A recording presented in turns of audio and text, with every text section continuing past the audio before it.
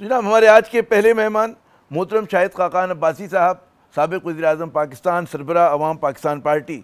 शाहिद साहब, सबसे पहले तो ये बताइए कि वज़ीर इत्तलात ने इतने खुले दिल से आपसे कहा था कि आप लोगों को कोई दिक्कत हो जगह के हसूल में तो आपसे उनसे रब्ता कर लें, तो क्यों ना किया आप लोगों ने रब्ता?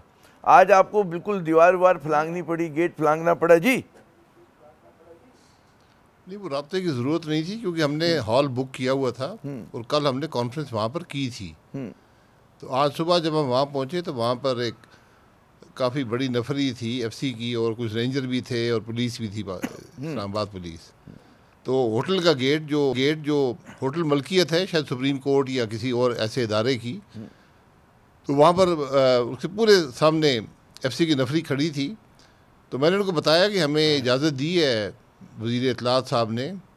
तो उन्होंने काफ़ी वज़ीर इत्तलात साहब की शान में काफ़ी गुस्ताखी की, वो मैं यहाँ बयान नहीं कर सकता। तो उन्होंने कोई बात मानने से इनकार कर दिया। तो हुकूमत को चाहिए कि अपने एहलकारों से पूछे कि भाई क्यों ऐसी बातें करते हैं, जब वाज़े तौर पे उन्होंने कहा है कि मैं मदद, उन्होंने कहा कि मैं आपको कमरा दिलवाऊंगा जी। यहाँ तो कमरा हमारा था, सिर्फ हम अंदर दाखिल होना चाहते थे, वहाँ पर हुकूमत ने नफरी तैनात की खाली। अच्छा ये बताइए कि मुझे याद नहीं पड़ता किसी फौजी दौरे खुलवाना नहीं था, वो हमारा था। अच्छा, होटल के बाहर नफरी हुकूमत ने तैनात की थी, जिनकी वज़ीर इत्तलात ने कहा था कि मैं कमरा दिलवाऊंगा। तो हमें उनकी ज़रूरत नहीं थी कमरे के लिए, लेकिन मुझे अफसोस हुआ कि जिस तरह उन एहलकारों ने वज़ीर इत्तलात के बारे में जो बातें कही हैं, मैं अफसोसनाक सारा मुल्क भी कहता है, लेकिन उन्होंने ज़्यादा शिद्दत से कहा। शाइस्तगी और ये तो कभी उसका दामन नहीं छोड़ना चाहिए। लेकिन मुझे ये बताइए, मुझे याद नहीं पड़ता कि फौजी दौर हुकूमत में भी, मार्शल में भी, कम से कम जो मेन स्ट्रीम मरकजी धारे की सियासी जमातें होती थी उस पर इस तरह के कदगन नहीं लगा करते थे कि मिल के बैठ जाएँ, कॉन्फ्रेंस कर लें, बंद कमरे में इजलास कर लें। अब क्यों नहीं? देखिए, आज हुकूमत है, उसके पास मैंडेट नहीं है, इलेक्शन चोरी हुए, इसलिए उनको मसला है कि वो हर चीज़ से खाइफ रहते हैं। तो आज वो आइन के नाम से भी खाइफ हैं। ये एक जलसा नहीं था, एक कॉन्फ्रेंस थी जिसमें ज़्यादा से ज़्यादा 20-30 लोग होते हैं जो टेबल के गिर्द बैठते हैं और बात करते हैं, और वो कॉन्फ्रेंस थी आइन पर और मुल्क में कानून की हुक्मरानी पर। तो ये दोनों चीज़ें आज मुल्क में हैं नहीं, इसलिए शायद कि ये कोई इसके बारे में बात ना की जा सके। जब आप बात भी करने से डरते हो तो जी, मैं ये अर्ज़ करता कि बज़ाहिर जो है हुकूमत के जितने भी हिमायती कहते हैं मजबूत हुकूमत है, कोई चैलेंज नहीं, उनके वज़रा खुद कहते हैं कि इसमें इख्तिलाफ की कोई हैसियत नहीं है, तो फिर क्यों ये जो आप फरमा रहे हैं कि खौफ है, तो ये तो उनके तमाम दावों की नफ़ी करता है। वो कहते हैं हमें क्या ख़तरा है, मतलब है इसमें इख्तिलाफ से, उसमें खुद इख्तिलाफात हैं और पता नहीं क्या क्या। जी नहीं, देखिए, हुकूमत को मसला है ना, उनको अपनी ज़ात से मसला है, उनके अपने अंदर मसला है, अपने ज़मीर से मसला है। जो लोग चोरीशुदा इलेक्शन से आते हैं उनको ज़मीर बड़ा मलामत करता है। वो हकीकत जानते हैं कि मेरी हकीकत है क्या, मेरी कुर्सी की हकीकत क्या है, मैं किसी और की कुर्सी पे बैठा हूँ, मैं इस कुर्सी का अहल नहीं हूँ। ये बड़ा मुश्किल काम होता है, मुश्किल काम होता है जी। ये बताइएगा कि अब कौमी कॉन्फ्रेंस हो गई, जिस तरह भी हुई, उसके बाद आप समझते हैं कि जो इसमें इख्तिलाफ के एक वसीतर इत्तेहाद की मंजिल है वो करीब आ गई है? कुछ आपको मतलब ऑप्टिमिज्म है इस हवाले से? देखिए, ये एक प्रोसेस होता है ज़िंदगी में, हर काम एक मीटिंग से या एक कॉन्फ्रेंस से हल नहीं होता, एक प्रोसेस है। हमने एक कदम लिया है, जगदीश साहब और मैंने, ये हम इसके मेज़बान थे, और मकसद ये था कि जो अपोजिशन की सोच है उसको मुत्तफ़िक, उस पर इत्तेफाक पैदा किया जाए, वो मुत्तफ़िक सोच हो। पिछले 1 साल में अपोजिशन ने, जहाँ पर हुकूमत ने काम नहीं किया, अपोजिशन ने भी कोई काम नहीं किया।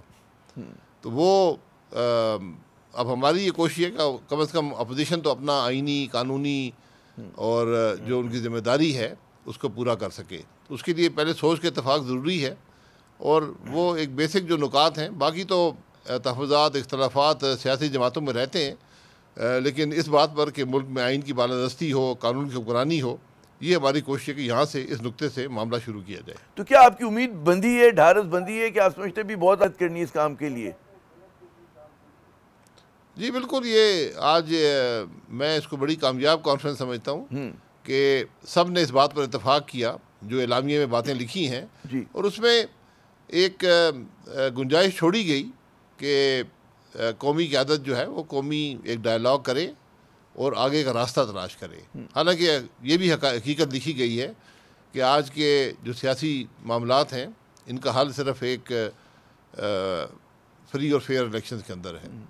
अच्छा, एक बहुत सारे जो आपके नाक़दीन हैं वो कह रहे हैं जी मौलाना फजल रहमान साहब का ना होना और फिर जो वहाँ पे हमें तफसीलात मिली कि 26वीं तरमीम के मसले पे भी कुछ ज़ाहिर है उन्होंने अपनी वजाहत पेश की, अपनी जानिब से बात की, PTI ने अपनी जानिब से बात की, तो किसी तरह का धचका है इन कोशिशों को कि जो आप इत्तेहाद बनाने के लिए कर रहे हैं?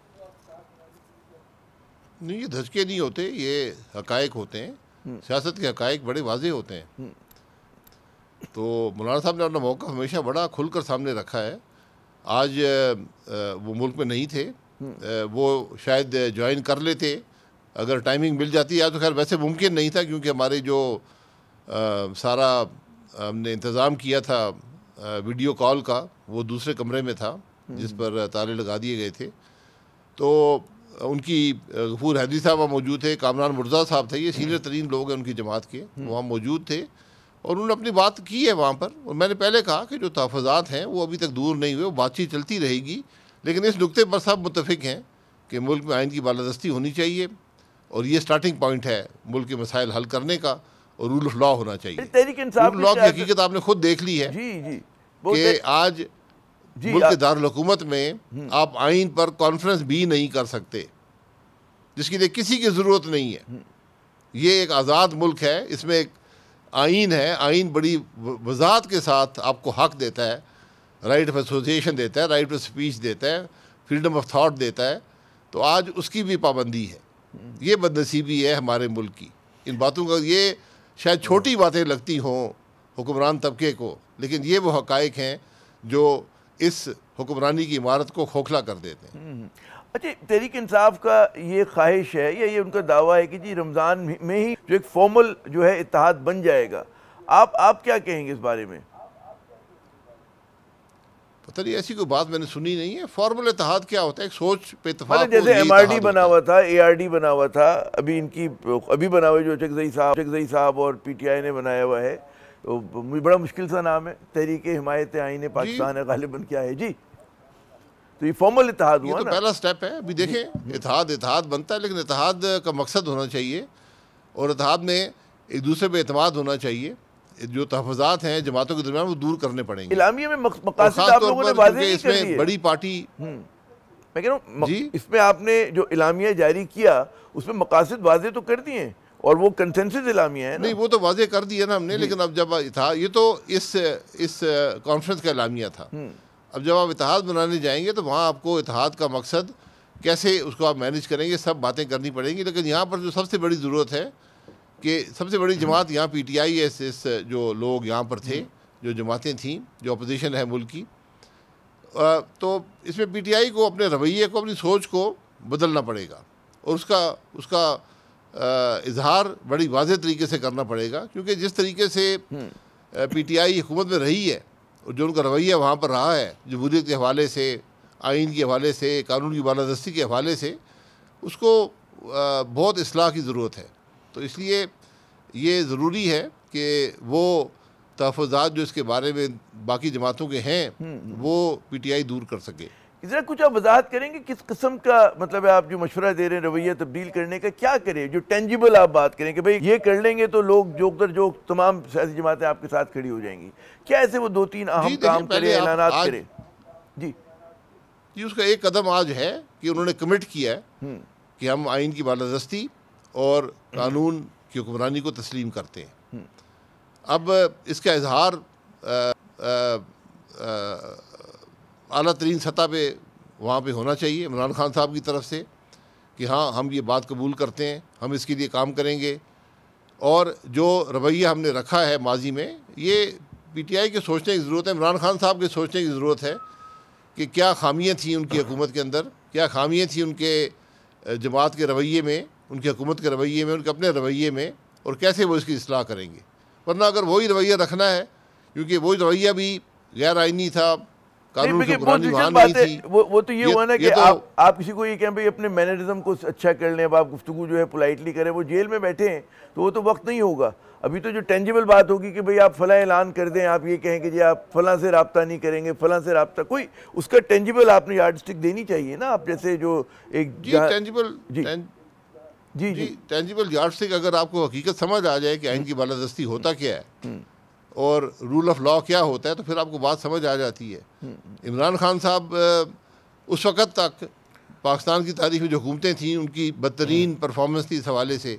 ये तो उनकी खुशकिस्मती है कि जो उनके बाद हुकूमत आई है उसने तो उनको फरिश्ता बना के पेश कर दिया है। जिस किस्म की हरकतें इनकी हैं कानून के हवाले से, आइन की बालादस्ती के हवाले से, तो वो तो सब भूल गए लोग कि वो क्या किया करते थे। तो इसलिए वो तो, लेकिन उनको इस्लाह की ज़रूरत है।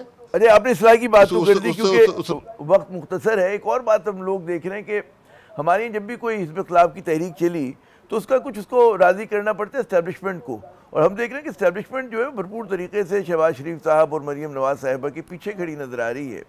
ऐसे में आप लोगों को क्या कामयाबी की उम्मीद है? देखिए, आप कामयाबी किसको कहते हैं?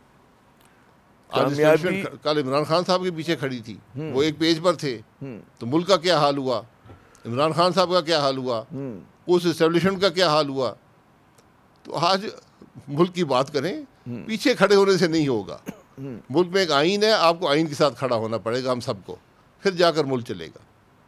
और हम देख रहे हैं कि आइन में जो है मतलब तरमीम हो गई हैं, और वो जो आप लोग कह रहे हैं कि जी आइन को उसकी असल रूह के मुताबिक जो उसको बहाल किया जाए या उसको बहाल होना चाहिए, तो बहुत बड़ा चैलेंज है। और जो इस वक्त सबबंदियाँ हम देख रहे हैं उसमें कहाँ आप देख रहे हैं कि कहाँ से नुक्ता आगाज़ होगा उस चीज़ का, जबकि हिज़्ब इख्तिलाफ खुद बकौल आपके भी उसको इत्तेफाक राय पैदा करने की ज़रूरत है। जी, नुक्ता आगाज़ जो होता है वो सोच बदलने से होता है। जब आपको ये महसूस होगा कि हमारे मुल्क के हालात गैर मामूली हैं, हमारे लोग बहुत मुश्किल में हैं, बहुत तकलीफ़ में हैं, ये नुक्ता आगाज़ है। अगर आपको ये एहसास भी नहीं है तो मैं आपकी मदद नहीं कर सकता। तो आज की जो हुकूमत है ये भी अपने इक़्तिदार के ज़ोम में है। इक़्तिदार बहुत सामने देखा है, और कल यही लोग जो आज इक़्तिदार में हैं ये मेरे साथ खड़े होते थे और ये वही बात करते थे जो आज मैं कर रहा हूँ।